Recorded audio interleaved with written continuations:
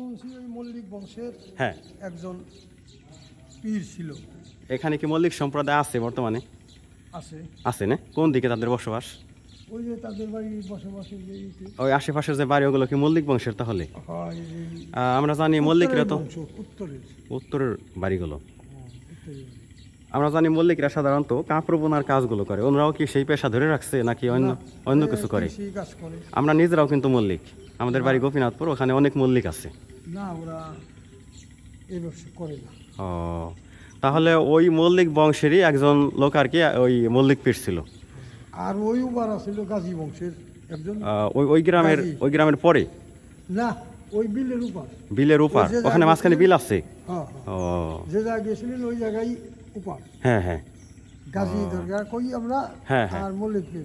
আচ্ছা, গাজীর দরগাটা ওদিকে এগিয়ে গেলে ওই যে সেলিম মোল্লার যে বাড়ি, সেলিম মোল্লার বাড়ির একেবারে ঢালে মনে হয় গাজীর দরগাটা, তাই না? ওই সেলিম মোল্লার মানে এই চক হয়ে যাওয়া যায় আর কি ওখানে। হ্যাঁ, চক হয়ে যাওয়া যায়। আবার সেলিম মোল্লার বাড়ি পড়তো। আচ্ছা আচ্ছা, ওখান থেকে মানিকনগর খুব কাছে।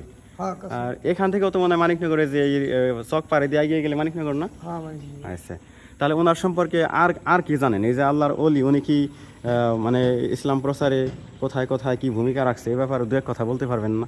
একজন সাধক কথা আমরা তো জানি না। হ্যাঁ, এটা তো মুরব্বীরা বলছে আর কি। আর এই যে মল্লিক পীর দরগায় বলছে যে এই মাঘী বুনের হ্যাঁ। বাঘ আর ফেওয়াস্তু হ্যাঁ হ্যাঁ, সব এই রাঞ্জিদের মানুষ ঘর দরজা আটকাইয়ে থাকতো আর ডাক শোনার জন্য ঘুম পারতো না।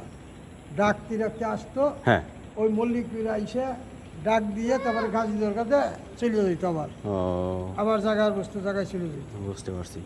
এটা তো মানে মনে হয় যে অন্তত কমপক্ষে 100 বছর তো হবে না, আর বেশি হবে। 100 বছরের বেশি দাদা তা ওইরা বললে হ্যাঁ, দাদারা কইয়ের পাশে 200-500 বছর। তারপরে ওই যে আমার দাদা গল্প করছে, ওনাকে দেখা।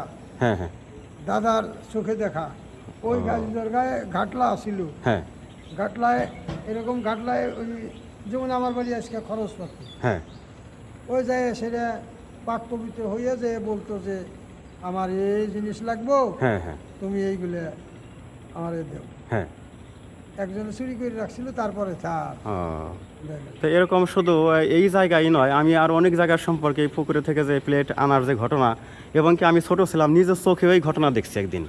জায়গাটা মনে নাই, সম্ভবত হরিরামপুর উপজেলার ওই দিকে যে আছে আপনার ওই যে যাত্রাপুর আছে না, যাত্রাপুরের ওইদিকে আমার এক আত্মীয় আছে, সম্ভবত ওই এলাকার একটা ঘটনা। খুব ছোট ছিলাম তখন। আমাদের বাড়ি হলো গোপীনাথপুর ভাটিপাড়া। আসছিলাম হলো ওই যে মল্লিক পীরের দরগায়। জি, আবার এখানে যে আব্দুল কাদের হুজুর সাহেব ছিল আগে, ওনার সাথে আমার ভালো রিলেশন ছিল। উনি আমাদের বাসাও গেছে, তো উনি এখন নাই। কোথায় আছে উনি এখন? হ্যাঁ। যাই হোক, আঙ্কেলের মুখ থেকে আরও দু একটা কথা আমি এই ভিডিওতে অ্যাড করতে পারলাম, এজন্য সত্যি আমি নিজেকে ধন্য মনে করছি। আমি ওখানে যাওয়ার পরে স্থানীয় যারা সাক্ষাৎ দিছে আমাকে, তারা এই গাছ সম্পর্কে বা ওই হুজুর সম্পর্কে তেমন কিছুই বলতে পারে না। তারা বলে যে এরা আমরা দেখে আসতেছি ছোটোবেলা থেকে, বাপদাদারা তারা জানে, বা তারা ওইভাবে যা বলছে তাও ওনরা ধরে রাখতে পারে নাই। আপনি যেমন দু এক কথা বলতে পারলেন, ওনরা তাও বলতে পারে না। শুনছি জি জি, দাদার কাছে শুনছি এইরকম অনেক জিনিসপত্র দিছে। একজনে চুরি করে রাইখে একটা বাটি রাইখে তারপরে দিছিল, নিছিল ঠিকই, দেওয়াইছে একটা দেওয়াইছে ঘাটার পর উঠতে বলে।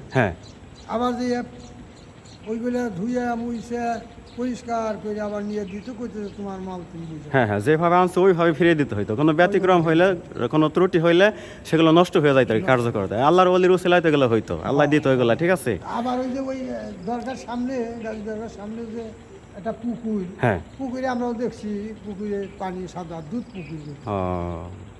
সেই পুকুর কি এখনো আছে? আছে, কিন্তু ওই রকম কোনো ই নাই।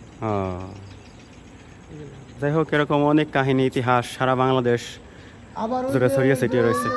শামসু মাস্টার, তাই না? শামসু মাস্টার মল্লিক পীরের দরগা সম্পর্কে তিনি বই লিখেছেন, অনেক ইতিহাস তথ্য তিনি সেখানে প্রামাণ্যভাবে হয়তো তুলে ধরেছেন। এই আঙ্কেল বললেন, আমি সে বইটি অবশ্যই সংগ্রহ করার চেষ্টা করব। আমি ডিটেলস জানতে পারলে আপনাদেরকে সেটা শেয়ার করা হবে। তো আপনাকে অসংখ্য ধন্যবাদ এই সংক্ষিপ্ত মূল্যবান সময়টুকু শুধু আমার জন্য নষ্ট করার জন্য। আমি এজন্য ক্ষমা প্রার্থী। ধন্যবাদ।